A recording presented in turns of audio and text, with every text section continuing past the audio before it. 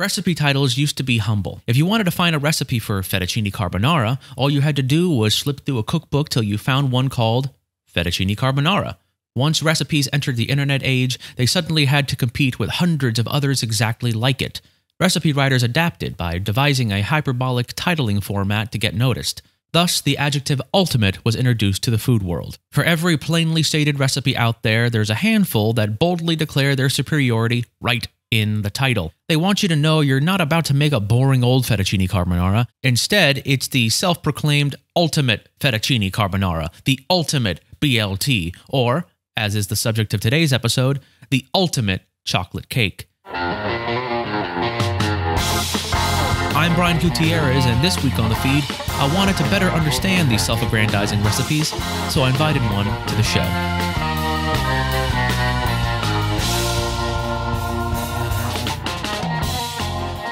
Welcome back, and let's welcome our guest. It's someone you may have seen on the internet before when you were searching for a cake recipe for a bake sale or your daughter's birthday. They are undoubtedly delicious, but if their name is any indication, they are the end-all, be-all of recipes. Folks, let's welcome the ultimate chocolate cake recipe to the show.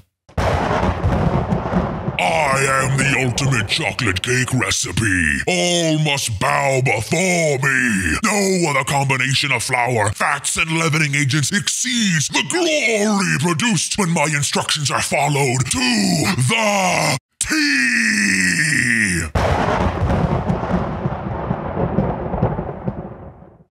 Pleasure to have you here. My presence is more than pleasurable. It is an incomparable indulgence. One taste of me, and you shall see the infinite. But such sights are not meant for the average feeble human mind. Okay, so let me ask you, as the ultimate chocolate cake recipe, do you ever have days where you're like, maybe I'm just an average chocolate cake recipe? No! My tremendousness is undeniable! Not a morsel of me shall be left behind. Every last crumb and smudge must be lapped up like the dogs you are.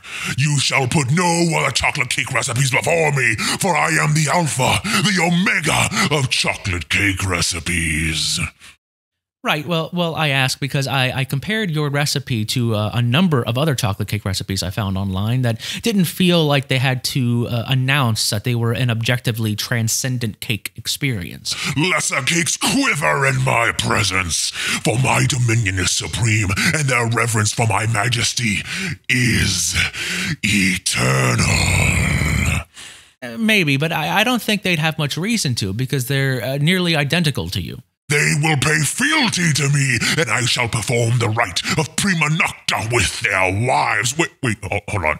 Say that again? They're all nearly identical to you. Same ingredients, similar measurements, nearly identical techniques and cook times. Yeah, but I'm sure they stole their recipe from me, the ultimate chocolate cake recipe. Those imposters shall pay. May their bottoms get stuck to the pan, and may their frostings be grainy. I thought that too at first, but no, they were all published years before yours. Yes, mine is clearly the best, as it has made vast and much needed improvements over those mediocre recipes. Yeah, well, about that, one commenter on your page said you were a little dry. How dare they! Perhaps my wit can be a little arid, but my crumb is sopping wet. So you say, but the reviewers tend to think your texture is closer to cornbread than a cake. Why would you say something so hurtful? I guess what I'm really trying to get at here is, why do you feel it necessary to loudly proclaim your excellence when there's so much evidence to the contrary? I guess it started when I was a young recipe. My creator was running a food blog, more of a content farm, really. Lots of long, meandering essays preceding the recipe to boost engagement numbers. Lots of recipes based on trending topics, that kind of thing, Not a lot of artistry and passion. And my recipe was, it was a lot of things. Neglected, underdeveloped, rushed. If I'm being totally candid here, Brian, I was never actually tested. The thing about the dryness sets me off because I realized that was the first time I'd heard anyone say anything negative about me.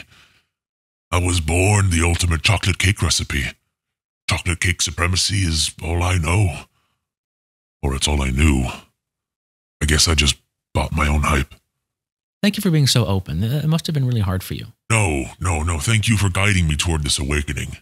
I'm not the ultimate chocolate cake recipe. That mantle still belongs to the intimate chocolate fudge cake. It's wonderful. That's very brave of you to admit. Thank you for opening up like that. No, please, again, thank you, Brian. Thank you. Hey, do you want to read the sign-off copy? Oh, you would let me do that? Oh, that would be a blast, yeah. Yeah, here you go. Thank you. Ask yourself, what does it mean to be the ultimate? Now ask yourself what it means to be the ultimate chocolate cake. The adjective ultimate doesn't mean anything by any objective measure.